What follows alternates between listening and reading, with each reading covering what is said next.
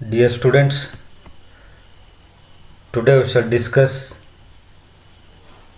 one unit of business law subject, that is remedies for breach of contract. ಕನ್ನಡದಲ್ಲಿ ಒಪ್ಪಂದದ ಉಲ್ಲಂಘನೆಯ ಪರಿಹಾರೋಪಾಯಗಳು ಅಂತ. ಒಪ್ಪಂದದ ಉಲ್ಲಂಘನೆಯ ಪರಿಹಾರೋಪಾಯಗಳನ್ನು ನೋಡೋಕ್ಕಿಂತ ಪೂರ್ವದಲ್ಲಿ ಒಪ್ಪಂದದ ಉಲ್ಲಂಘನೆ ಅಂದರೆ ಏನು ಅನ್ನೋದನ್ನು ತಿಳ್ಕೊಳ್ಳೋಣ. Before studying the remedies for breach of contract, let us see the meaning of breach of contract. Breach of contract means failure to perform the obligations of contract by any of the party to contract is called breach of contract. As we know that parties to a lawful contract are bound to perform their respective obligations. If one of the party refuses or fails to perform his or her obligations, then it leads to breach of contract. ಕಾನೂನಿನ ಪ್ರಕಾರ ಒಪ್ಪಂದಕ್ಕೆ ಒಳಪಟ್ಟಂಥ ಕಕ್ಷಿಗಳು ತಮ್ಮ ತಮ್ಮ ಜವಾಬ್ದಾರಿಗಳನ್ನು ನಿರ್ವಹಿಸಬೇಕು. ಯಾರಾದರೂ ಒಬ್ಬರು ತಮ್ಮ ಜವಾಬ್ದಾರಿಗಳನ್ನು ನಿರ್ವಹಿಸದೇ ಇದ್ದರೆ ಅದು ಒಪ್ಪಂದದ ಉಲ್ಲಂಘನೆ ಆಗುತ್ತದೆ. ಹಾಗಾದರೆ ಈ ಒಪ್ಪಂದದ ಉಲ್ಲಂಘನೆ ಆದಾಗ ಒಬ್ಬ ವ್ಯಕ್ತಿಗೆ ಅದರಿಂದ ನಷ್ಟ ಆಗ್ತದೆ. ಯಾರೋ ಒಪ್ಪಂದವನ್ನು ಉಲ್ಲಂಘನೆ ಮಾಡಿದಾರೋ ಆ ವ್ಯಕ್ತಿ ಇನ್ನೊಬ್ಬ ಕಕ್ಷಿಗೆ ಪರಿಹಾರವನ್ನು ಕೊಡಬೇಕಾಗತ್ತೆ. ಹಾಗಾದರೆ ನಷ್ಟಕ್ಕೆ ಒಳಗಾದಂಥ ಕಕ್ಷಿಗೆ ಇರತಕ್ಕಂಥ ಪರಿಹಾರೋಪಾಯಗಳು ಯಾವುವು ಅಥವಾ ಮಾರ್ಗಗಳು ಯಾವುವು ಅಂಥೇಳಿ. Remedies for breach of contract. When the contract is broken, the affected party what he can do is the question. So there are remedies for breach of contract. Whenever there is a breach of contract, the injured party becomes entitled to any one or more of the following remedies against the guilty party. ಅಂದರೆ ಯಾರು ನಷ್ಟಕ್ಕೆ ಒಳಗಾಗಿದ್ದಾರೋ ಅವರು ಈ ಕೆಳಗಿನ ಒಂದು ಅಥವಾ ಅದಕ್ಕಿಂತ ಹೆಚ್ಚಿನ ಮಾರ್ಗೋಪಾಯಗಳನ್ನು ಪಡೆದುಕೊಳ್ಳಿಕ್ಕೆ ಅವಕಾಶ ಇದೆ ಅಂತ. First remedy for breach of contract is cancellation or rescission of the contract. ಅಂದರೆ ಒಪ್ಪಂದವನ್ನು ರದ್ದುಪಡಿಸುವಿಕೆ. ಎರಡನೇದು suit for specific performance of the contract, ಒಪ್ಪಂದದ ನಿರ್ದಿಷ್ಟ ಆಚರಣೆ. Third one is suit for an injunction, ಪ್ರತಿಬಂಧಕಾಜ್ಞೆಗೆ ದಾವೆ ಹೂಡುವುದು. Fourth one is suit upon quantum meruit, ಅಂದರೆ ಸೇವೆಗೆ ತಕ್ಕ ಪ್ರತಿಫಲ ಪಡೆಯುವುದು. Last one is suit for damages, ನಷ್ಟ ಪರಿಹಾರಕ್ಕಾಗಿ ದಾವೆ ಹೂಡುವುದು. Let us discuss one by one the remedies for breach of contract. The first one is cancellation or rescission of the contract, ಅಂದರೆ ಒಪ್ಪಂದದ ರದ್ದುಪಡಿಸುವಿಕೆ ಅಂತೇಳಿ.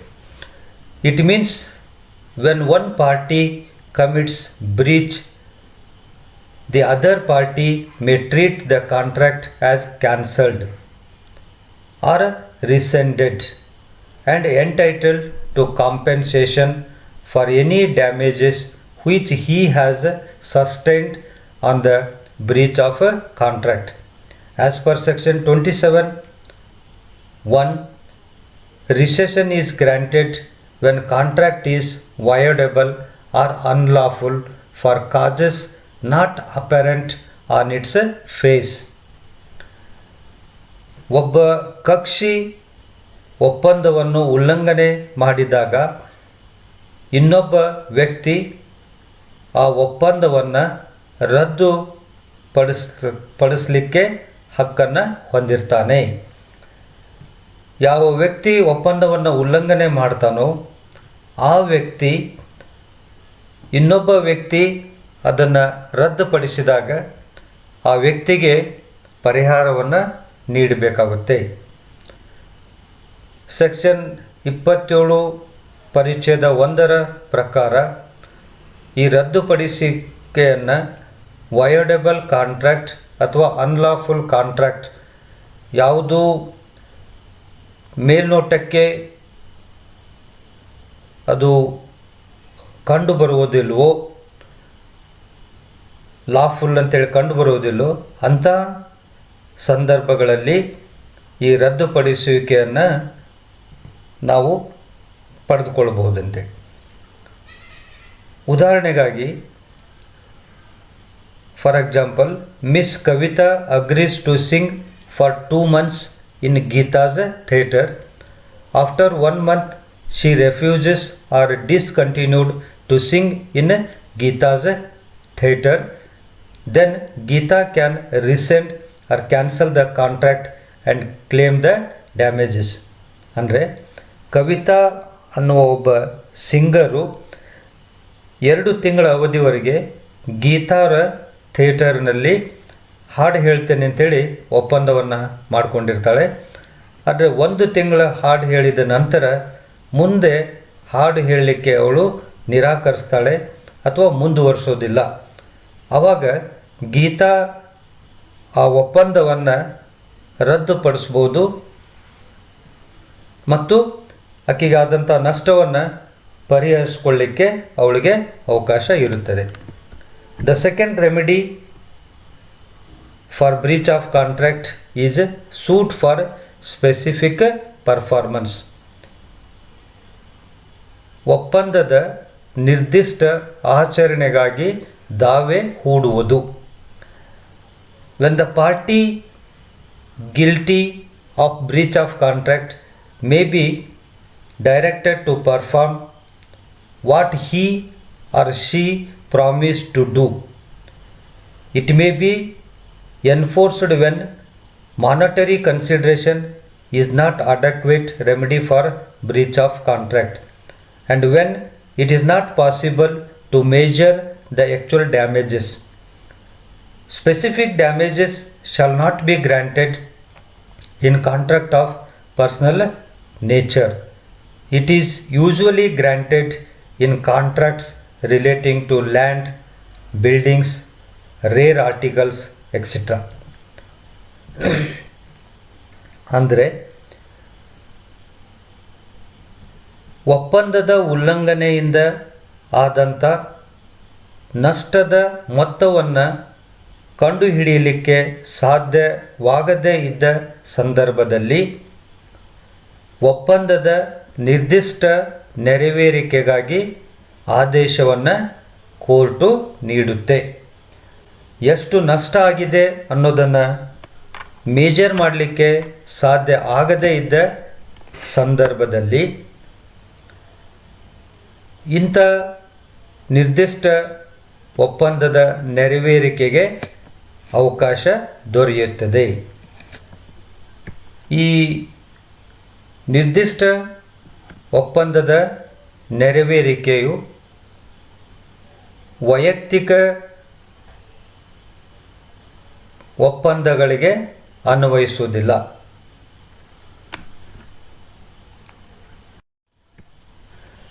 The next remedy for breach of contract is a suit for injunction.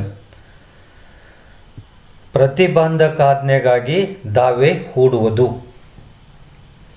Injunction is an order of court restraining a person from doing a particular act. It means when a person is doing which he promised not to do, then court may issue an injunction restraining him from doing what he promised not to do. It is preventive relief and suitable for anticipatory breach of a contract. It means that injunction is nothing but it is an order restricting a person not to continue or not to do what he promised not to do. ಅಂದರೆ ಒಪ್ಪಂದವನ್ನು ಉಲ್ಲಂಘಿಸಿದ ವ್ಯಕ್ತಿ ಬೇರೆಯವರ ಹತ್ತಿರ ಒಪ್ಪಂದಕ್ಕೆ ಮುಂದಾಗಿದ್ದರೆ ಆ ಒಪ್ಪಂದದ ಕಾರ್ಯನಿರ್ವಹಣೆಯನ್ನು ತಡೆಗಟ್ಟುವುದಕ್ಕೆ ಕೋರ್ಟಿನಿಂದ ನೀಡಿದಂಥ ಆದೇಶಕ್ಕಾಗಿ ನಾವು ಪ್ರತಿಬಂಧಕಾಜ್ಞೆ ಆದೇಶ ಅಂಥೇಳಿ ಕರಿತೀವಿ. ಅಂದರೆ ಒಬ್ಬ ವ್ಯಕ್ತಿ ಒಪ್ಪಂದಕ್ಕೆ ಒಪ್ಪಿಕೊಂಡು ಆ ಒಪ್ಪಂದವನ್ನು ನಿರ್ವಹಿಸಿದೆ, ಅದೇ ಸಮಯದಲ್ಲಿ ಬೇರೆ ಒಪ್ಪಂದವನ್ನು ಮಾಡಿಕೊಂಡು ಆ ಕೆಲಸವನ್ನು ನಿರ್ವಹಿಸಲಿಕ್ಕೆ ಮುಂದಾಗಿದ್ದರೆ ಅವನನ್ನು ತಡೆಯುವ ಆ ಒಪ್ಪಂದವನ್ನು ಹೊಸ ಒಪ್ಪಂದವನ್ನು ನಿರ್ವಹಿಸದೇ ಇರುವ ಹಾಗೆ ತಡೆಯುವಗೋಸ್ಕರ ತಂದಂಥ ಆದೇಶಕ್ಕೆ ಪ್ರತಿಬಂಧಕಾಜ್ಞೆ ಅಂತೇಳಿ ಕರೀತಾರೆ. ಪ್ರತಿಬಂಧಕ ಆಜ್ಞೆ ಹೆಸರೇ ಹೇಳುವಾಗೆ ಪ್ರತಿಬಂಧಿಸೋದಂತೇಳಿ, ಅಂದರೆ ಆ ಒಂದು ಕಾರ್ಯವನ್ನು ಮುಂದುವರಿಸದೇ ಇರುವ ಹಾಗೆ ನೋಡಿಕೊಳ್ಳುವುದಕ್ಕೆ ಪ್ರತಿಬಂಧಕಾಜ್ಞೆ ಅಂತ ಕರೀತಾರೆ. ಇಂಗ್ಲೀಷ್ನಲ್ಲಿ ಇದಕ್ಕೆ ಇಂಜೆಕ್ಷನ್ ಅಂತ ಕರೀತಾರೆ. ಮತ್ತು ಇಂಜೆಕ್ಷನ್ ಅಂತಂದರೆ ಡಾಕ್ಟರ್ ಕೊಡ್ತಕ್ಕಂಥ ಇಂಜೆಕ್ಷನ್ ಅಲ್ಲ, ಇದು ಕೋರ್ಟ್ನವರು ಕೊಡ್ತಕ್ಕಂಥ ಆದೇಶ ಅಂತೇಳಿ. ಉದಾಹರಣೆಗೆ Ganesh, A film actor, agreed to act under the banner of Prithvi Films for 1 year and will not act under other banners. But in the same year, he signed a contract with other banner to act. In this case, Prithvi Films can bring an injunction order restraining the Ganesh from acting in others banners. ಅಂದರೆ ಪೃಥ್ವಿ ಫಿಲ್ಮಿನ banner ಅಡಿಯಲ್ಲಿ ತಯಾರಾಗ್ತಕ್ಕಂಥ ಚಲನಚಿತ್ರಗಳಲ್ಲಿ ಮಾತ್ರ 1 ವರ್ಷದವರೆಗೆ ಭಾಗವಹಿಸ್ತೇನೆ ಅಥವಾ ನಟಿಸ್ತೇನೆ ಅಂಥೇಳಿ ಒಪ್ಪಿಕೊಂಡು ಅದೇ ವರ್ಷ ಬೇರೆ ಯಾವ ಬ್ಯಾನರ್ ಅಡಿಯಲ್ಲೂ ತಯಾರಾದಂಥ ಚಿತ್ರಗಳಲ್ಲಿ ಭಾಗವಹಿಸುವುದಿಲ್ಲ ಅಂಥೇಳಿ ವಾಗ್ದಾನ ಮಾಡಿ ಮಾತು ಕೊಟ್ಟು ಅದನ್ನು ಉಲ್ಲಂಘಿಸಿ ಅದೇ ವರ್ಷದಲ್ಲಿ ಬೇರೆ ಬ್ಯಾನರ್ ಅಡಿಯ ಚಿತ್ರಗಳಲ್ಲಿ ನಟಿಸಲು ಮುಂದಾಗಿದ್ದರೆ ಆ ರೀತಿ ಬೇರೆ ಬ್ಯಾನರ್ನಲ್ಲಿ ನಟಿಸಿದ ಹಾಗೆ ಅವನನ್ನು ಪ್ರತಿಬಂಧಿಸ್ತಕ್ಕಂಥದ್ದು ಅಥವಾ ತಡೆಯಲು ಆದೇಶವನ್ನು ಕೋರ್ಟ್ನಿಂದ ತರೋದಕ್ಕೆ ಪ್ರತಿಬಂಧಕಾಜ್ಞೆ ಅಂತೇಳಿ ಕರೀತಾರೆ. Then suit for quantum meruit, ಸೇವೆಗೆ ತಕ್ಕ ಪ್ರತಿಫಲಕ್ಕಾಗಿ ದಾವೆ ಹೂಡುವುದು ಅಂತೆ. ಕ್ವಾಂಟಮ್ ಮೆರಿಟಸ್ ಅಂತ ಮೆರಿಟ್ ಅಂದರೆ ಸೇವೆಗೆ ತಕ್ಕ ಪ್ರತಿಫಲ ಅಂತೆ. It means as much as is earned or payment in proportion to the work done.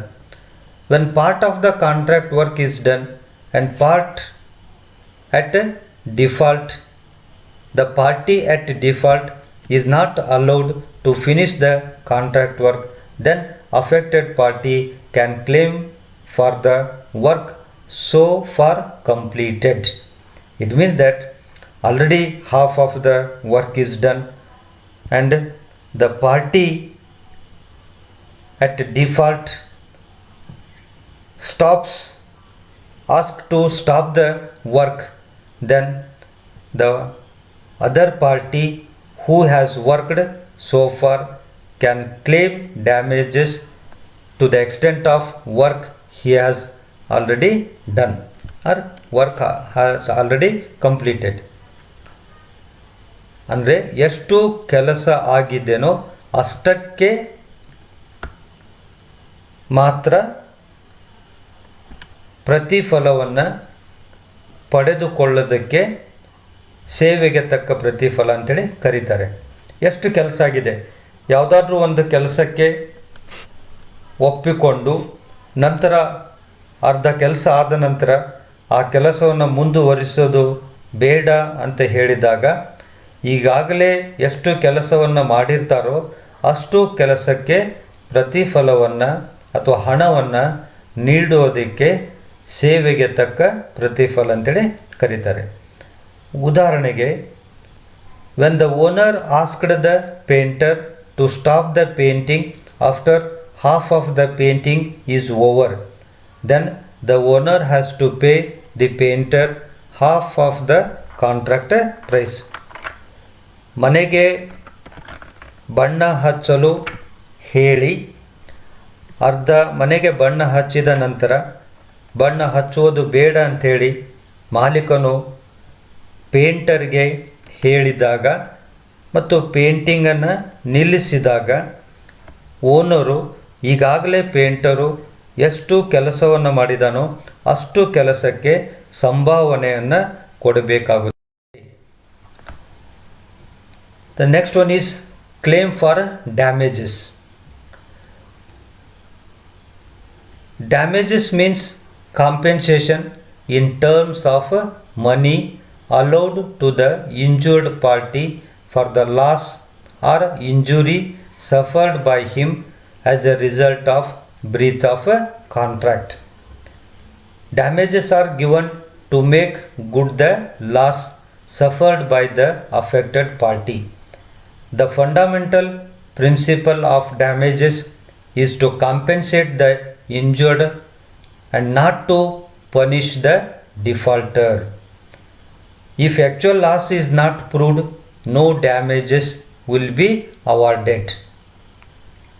It means damages are the compensation payable in terms of money. Whatever loss the injured party suffered, that loss must be reimbursed in terms of money. That is called as damages. Damages main principle is to compensate and not to punish the defaulter. ಅಂದರೆ ಈ ದ್ರವ್ಯ ಪರಿಹಾರ ಅಂತೇಳಿ ಕರೀತಾರೆ. ದ್ರವ್ಯ ಪರಿಹಾರ ಅಂತಂದರೆ ನಗದು ರೂಪದಲ್ಲಿ ಪರಿಹಾರವನ್ನು ನೀಡ್ತಕ್ಕಂಥದ್ದು.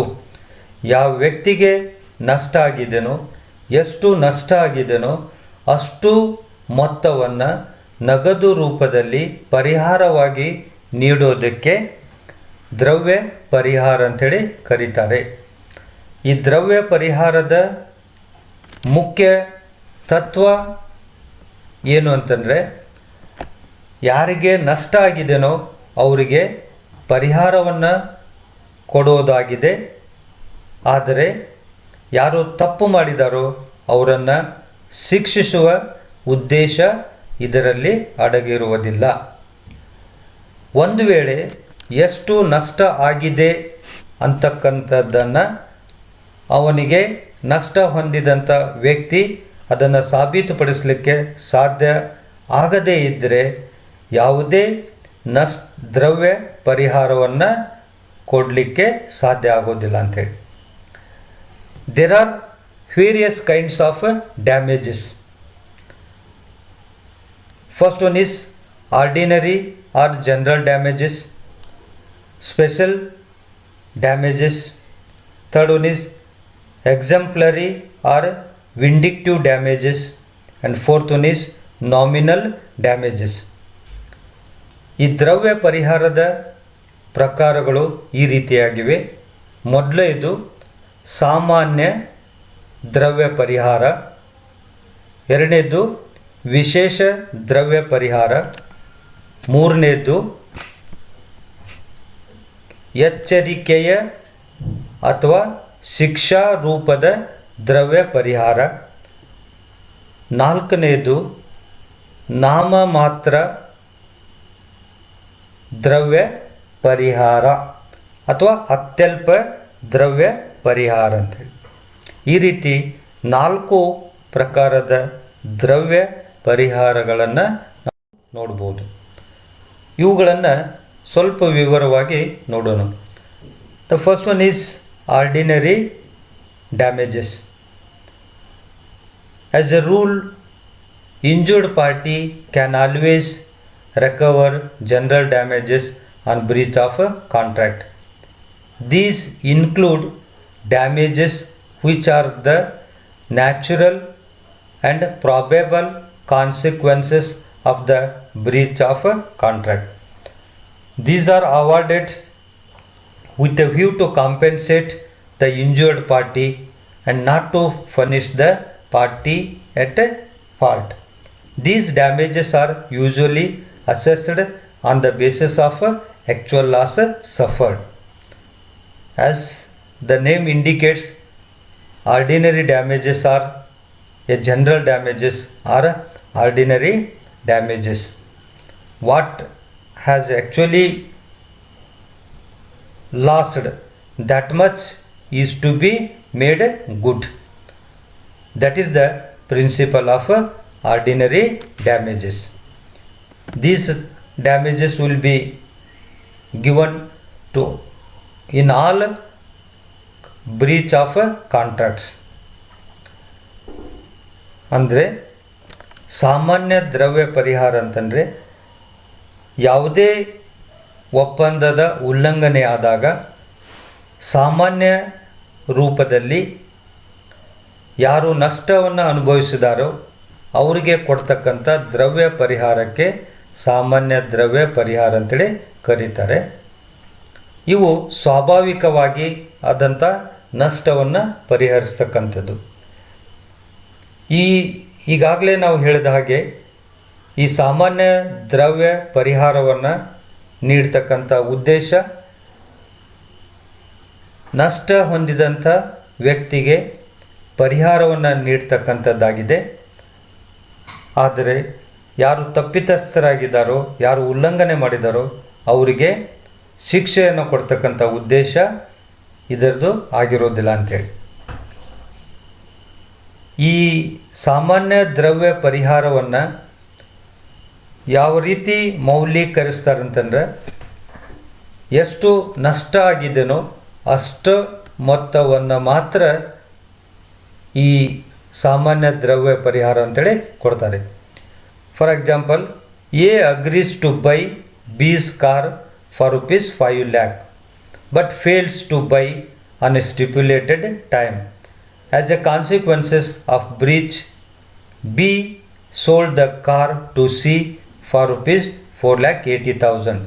Here, B can recover only ₹20,000 from A because the loss incurred or suffered by B by the result of breach of contract is only ₹20,000. Earlier, if he sells or if A buys, he will be getting 5 lakh. When A fails to buy, then he sells the car to C for ₹4,80,000. Instead of 5 lakh, now he is getting 4,80,000. So there is a loss of ₹20,000. So this 20,000 only B can recover from A. So this is the example of ordinary damages. ಅಂದರೆ A B ಕಾರನ್ನು ₹5 ಲಕ್ಷ ಖರೀದಿ ಮಾಡ್ತೀನಿ ಅಂತ ಹೇಳಿ ಒಪ್ಪಿಕೊಂಡು ನಿರ್ದಿಷ್ಟ ಅವಧಿನಲ್ಲಿ ಅವಧಿ ಮುಗಿಯೋಕ್ಕಿಂತ ಪೂರ್ವದಲ್ಲಿ ಅವನು ವಿಂಡಿಕ್ಟಿವ್ ಖರೀದಿ ಮಾಡಲಿಕ್ಕೆ ವಿಫಲನಾಗ್ತಾನೆ. ಆ ಸಂದರ್ಭದಲ್ಲಿ ಡ್ಯಾಮೇಜಸ್ ಅದೇ ಕಾರಣ ಪನಿಷ್ ದ ಗಿಲ್ಟಿ ಎಂಬ ವ್ಯಕ್ತಿಗೆ for breach of contract and not to compensate the loss. ಅವನಿಗೆ ಯೂಶುವಲಿ ಡ್ಯಾಮೇಜಸ್ ಆರ್ ಗಿವನ್ ಒಂದು ವೇಳೆ ಟು ಕಾಂಪೆನ್ಸೇಟ್ ಎ ಖರೀದಿ ಮಾಡಿದ್ರೆ 5 ಲಕ್ಷ ರೂಪಾಯಿ ಸಿಕ್ಕಿತ್ತು ಅವನಿಗೆ. ದೀಸ್ ಆರ್ ಅವಾರ್ಡೆಡ್ ಸಿ ಮಾರಾಟ ಮಾಡಿರೋದ್ರಿಂದ not on breach of contract. ಸಿಕ್ಕಿದೆ. There are two exceptions, namely ಅವನಿಗೆ breach of marriage contract and breach of ಸಾಮಾನ್ಯ contract by banker ದ್ರವ್ಯ ಪರಿಹಾರ for honoring the check having sufficient credit balance. Then special damages. These damages arises on Vindictive account of special or unusual or circumstances exemplary affecting damages. the plaintiff. Unlike ordinary Shiksha damages, ರೂಪದ these are not ದ್ರವ್ಯ claimed as a ಪರಿಹಾರ matter of ಅಂತೇಳಿ. right. These Shiksha can be ರೂಪದ claimed ದ್ರವ್ಯ ಪರಿಹಾರ only if ಅಂತಂದ್ರೆ special circumstances resulted in special ಒಪ್ಪಂದವನ್ನು losses, which ಉಲ್ಲಂಘಿಸಿದ are brought to ಅವರಿಗೆ the notice ಶಿಕ್ಷೆಯನ್ನು of the ಕೊಡುವಗೋಸ್ಕರ other party. It is important ಜಾರಿಗೊಳಿಸಿದಂತ that such damages ದ್ರವ್ಯ must be ಪರಿಹಾರಕ್ಕೆ in ಶಿಕ್ಷಾ contemplation of ರೂಪದ the parties ದ್ರವ್ಯ at the ಪರಿಹಾರ time ಅಂತೇಳಿ of ಕರೀತಾರೆ. contract entered into. ಸಾಮಾನ್ಯವಾಗಿ ದ್ರವ್ಯ Subsequent ಪರಿಹಾರದ knowledge ಉದ್ದೇಶಗಳು of the special circumstances ಪರಿಹಾರವನ್ನು will not create any special liability on the ಶಿಕ್ಷೆಯನ್ನು guilty ಕೊಡ್ತಕ್ಕಂಥ party. ಉದ್ದೇಶ ಹೊಂದಿರುವುದಿಲ್ಲ. ಆದ್ರೆ Is that ಈ special damages Shiksha can be ರೂಪದ claimed ದ್ರವ್ಯ only under ಪರಿಹಾರದ special ಪ್ರಮುಖ circumstances ಉದ್ದೇಶವೇ or ಶಿಕ್ಷೆಯನ್ನ unusual ಕೊಡ್ತಕ್ಕಂಥದ್ದು circumstances. ಆಗಿದೆ. And here the ಆದ್ರೆ special ಎರಡು damages can be ಎಕ್ಸೆಪ್ಷನ್ಸ್ ಇದಾವೆ ಇದರಲ್ಲಿ. claimed only ಒಂದು when ಮದುವೆ the- ಒಪ್ಪಂದದ ಉಲ್ಲಂಘನೆ ಆದಾಗ ಅಥವಾ information ಬ್ಯಾಂಕರು about the ಗ್ರಾಹಕನ ಖಾತೆಯಲ್ಲಿ ಸಾಕಷ್ಟು ಮೊತ್ತ ಇದ್ರೂ Contract ಸಹಿತ made ಚೆಕ್ ಅನ್ನ ಹಾನರ್ ಮಾಡಿದ್ದಿಲ್ಲ with ಅಂತಂದ್ರೆ other party ಇವೆರಡು must be ಸಂದರ್ಭಗಳನ್ನು ಹೊರತುಪಡಿಸಿ ಬಾಕಿ ಸಂದರ್ಭದಲ್ಲಿ made available ಈ ಶಿಕ್ಷಾ ರೂಪದ original ದ್ರವ್ಯ ಪರಿಹಾರದ contracted parties. ಪರಿಹಾರವನ್ನ ಪಡ್ಕೊಳ್ಳಿಕ್ಕೆ ಸಾಧ್ಯ Then ಇದೆ ಅಂತ ಹೇಳಿ. if Last one is the nominal original damages. These contracted are the party damages is awarded not aware for of the namesake. further contract These are neither made awarded by with way other of party, compensation then special nor by way damages of cannot punishment. be claimed. These are That is why awarded it is said where the subsequent injured knowledge of party the special has not suffered circumstances any will not actual loss create any and special fails to prove liability that on a he has guilty suffered party. loss. Nominal ವಿಶೇಷ ದ್ರವ್ಯ ಪರಿಹಾರ ಅಂತ As ಕರೀತಾರೆ ಇದಕ್ಕೆ. the ವಿಶೇಷ ದ್ರವ್ಯ name ಪರಿಹಾರ itself indicates, ಹೆಸರೇ ಹೇಳುವ ಹಾಗೆ it is not ವಿಶೇಷ ಸಂದರ್ಭಗಳಲ್ಲಿ a special, it is ಕೊಡ್ತಕ್ಕಂಥ a ದ್ರವ್ಯ nominal. ಪರಿಹಾರ ಆಗಿದೆ. Nominal means for name's sake. ಇದು ವಿಶೇಷ ಸಂದರ್ಭದಲ್ಲಿ studied that ಆದಂತ ನಷ್ಟಕ್ಕೆ the ಕೊಡ್ತಕ್ಕಂಥ ದ್ರವ್ಯ ಪರಿಹಾರ ordinary ಅಂತ ಹೇಳಿದೆ. damages or special ಅಂದ್ರೆ damages ಇದರಲ್ಲಿ are given ಪ್ರಮುಖವಾಗಿ to compensate the injured ಪರಿಗಣಿಸಬೇಕಾಗಿರ್ತಕ್ಕಂಥ party. ಅಂಶ ಯಾವ್ದು ಅಂತಂದ್ರೆ, Exemplary damages ಈಗಾಗಲೇ are ಇಬ್ರು given ಒಪ್ಪಂದವನ್ನ ಮಾಡಿಕೊಂಡು to punish the ಮತ್ತೆ party at a ಇನ್ನೊಬ್ಬರ default. ಜೊತೆ ಒಪ್ಪಂದವನ್ನ This ಮಾಡಿಕೊಂಡು nominal damages ಎರಡನೇ are ಒಪ್ಪಂದದ ಮಾಹಿತಿ given ಮೊದಲನೇ either ಒಪ್ಪಂದದ to punish ಕಕ್ಷಿದಾರರ or to compensate. ಕಕ್ಷಿದಾರರಿಗೆ ಅಂದ್ರೆ ಗೊತ್ತಿರಬೇಕು. ಅಂದಾಗ ಈ ಮಾತ್ರ ಈ ವಿಶೇಷ nominal ದ್ರವ್ಯ ನಾಮ ಪರಿಹಾರವನ್ನ ಮಾತ್ರ ಪಡೆದುಕೊಳ್ಳಿಕ್ಕೆ ದ್ರವ್ಯ ಪರಿಹಾರ ಸಾಧ್ಯ ಆಗುತ್ತಂತೆ. ನಾಮ ಮಾತ್ರಕ್ಕೆ ನೆಪ ಮಾತ್ರಕ್ಕೆ For ಕೊಡ್ತಕ್ಕಂಥ example, ದ್ರವ್ಯ X, ಪರಿಹಾರ a ಆಗಿದೆ. builder ಇದರ contracts ಉದ್ದೇಶ to erect and finish a ಪರಿಹಾರವನ್ನು house ನೀಡಬೇಕಂತಕ್ಕಂಥದ್ದು, by the end of ಪರಿಹರಿಸಬೇಕು January, ಅನ್ನೋದು ನಷ್ಟವನ್ನು in order that ಪರಿಹರಿಸುವ ಉದ್ದೇಶನೂ Y ಇದರದಾಗಿರುವುದಿಲ್ಲ. agreed ಮತ್ತು to let out ಯಾರು the same ಒಪ್ಪಂದವನ್ನು house to ಉಲ್ಲಂಘನೆ reject. ಮಾಡಿದಾರೋ ಅವ್ರಿಗೆ Y informed ಶಿಕ್ಷೆಯನ್ನು ಕೊಡಬೇಕಾಗಿರ್ತಕ್ಕಂಥ the X ಉದ್ದೇಶವನ್ನು about ಇದು his ಹೊಂದಿರುವುದಿಲ್ಲ. agreement to let out the ಸಾಮಾನ್ಯವಾಗಿ house to ವಿಶೇಷ ದ್ರವ್ಯ ಪರಿಹಾರ ಆಗಿರ್ಬೋದು, the house is ಅಥವಾ so badly ಶಿಕ್ಷಾ ರೂಪದ built ದ್ರವ್ಯ by X ಪರಿಹಾರವಾಗಿರ್ಬೋದು, and is so ವಿಶೇಷ and is ದ್ರವ್ಯ to be ಪರಿಹಾರದಲ್ಲಿ rebuilt. In this case, ನಷ್ಟವನ್ನ ಪರಿಹರಿಸತಕ್ಕಂಥ special ಉದ್ದೇಶ damages covers ಹೊಂದಲಾಗಿದೆ. the following. ಶಿಕ್ಷಾ ರೂಪದ One is ದ್ರವ್ಯ cost of ಪರಿಹಾರದಲ್ಲಿ rebuilding. ಶಿಕ್ಷೆಯನ್ನ Second one is ನೀಡತಕ್ಕಂಥ loss of ಉದ್ದೇಶ rent. And the ಹೊಂದಿರುತ್ತೆ. third one is ಆದರೆ compensation ಈ made to ನಾಮ judge. ಮಾತ್ರ ದ್ರವ್ಯ It means that ಪರಿಹಾರದ ಉದ್ದೇಶ ಇವೆರಡೂ There, ಆಗಿರುವುದಿಲ್ಲ ಅಂತ there is a ಅಂದ್ರೆ contract between X injured and party Y ಯಾರಿಗೆ for construction ನಷ್ಟ of a ಆಗಿದೆನೋ house. ಅವರಿಗೆ ಆಕ್ಚುಲಿ ನಿಜವಾಗ್ಲೂ And ಅಷ್ಟೊಂದು ನಷ್ಟ Y ಆಗಿರೋದಿಲ್ಲ makes ಅಥವಾ another contract ನಷ್ಟ ಆಗಿರೋದನ್ನ of letting out the house ಸಾಕ್ಷೀಕರಿಸಲಿಕ್ಕೆ to Z. ಅವನಿಗೆ ಸಾಧ್ಯ ಆಗಿರೋದಿಲ್ಲ. The ಅಂತ contract ಸಂದರ್ಭದಲ್ಲಿ between ಈ Y and ನಾಮ Z ಮಾತ್ರ is ದ್ರವ್ಯ made ಪರಿಹಾರವನ್ನ known to ನೀಡ್ತಾರೆ. X. For example, And the when contract house price and is market price are same in so contract of badly sale, built then the affected and party not can claim suitable to only reside. nominal damages. Hence, ಈ Why ಮಾರಾಟ ಒಪ್ಪಂದದ has to rebuild it, ಕರಾರುಗಳಲ್ಲಿ and ಒಂದು here ವೇಳೆ two ಒಪ್ಪಂದದ parties are under loss. ಬೆಲೆ Why ಮತ್ತು ಮಾರುಕಟ್ಟೆಯ is ಬೆಲೆ also under ಎರಡು loss. ಒಂದೇ ರೀತಿ He has to bear the ಇದ್ದಾಗ cost of rebuilding, ಅಂತ ಸಂದರ್ಭದಲ್ಲಿ and also ಈ ನಾಮ there is a ಮಾತ್ರ loss of rent ಡ್ಯಾಮೇಜಸ್ ಗಳನ್ನ because ನೀಡಲಾಗುತ್ತದೆ. house is not in a So position these to are let out the to jet. remedies So for there is a breach loss of a rent contract. and Jet So, in turn I hope put under loss as he is you not are all getting the house Understood on clearly rent about the because house damages is not for breach suitable of a for contract. Thank you, residing. Nanda. Hence, Y and Z are suffering from losses. So here X